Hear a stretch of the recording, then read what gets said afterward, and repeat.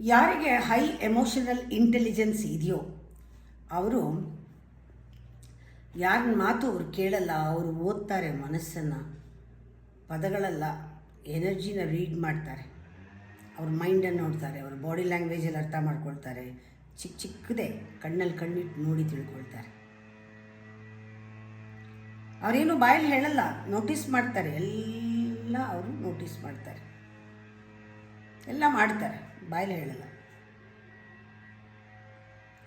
ಅವ್ರ ಎದುರುಗಡೆ ತುಂಬ ಕಷ್ಟ ಇರೋದು. ಯಾಕೆಂದರೆ ನೀವು ಮುಚ್ಚಿಟ್ಟಿದ್ದೆಲ್ಲ ಅವ್ರಿಗೆ ಗೊತ್ತಾಗುತ್ತೆ. ನಿನ್ನ ನಿಜವಾದ ಬಣ್ಣ ಏನು ಅಂತ ಅವ್ರಿಗೆ ಗೊತ್ತಾಗುತ್ತೆ. ಈ ಹೇಳದೇ ಇದ್ರೂ ಏನು ಹೇಳಿಲ್ಲ ಅದನ್ನು ಫೀಲ್ ಮಾಡ್ತಾರೆ. ಇದನ್ನೇ ಎಮೋಷನಲ್ ಇಂಟೆಲಿಜೆನ್ಸ್ ಅನ್ನೋದು. ಇದು ಬರೀ ಬುದ್ಧಿ ಅಲ್ಲ, ಇದು ಪ್ರಜ್ಞಾಪೂರ್ವಕವಾದ ಒಂದು ಪ್ರೆಸೆನ್ಸ್ನ ಫೀಲ್ ಮಾಡೋ ಸ್ಟೇಟ್.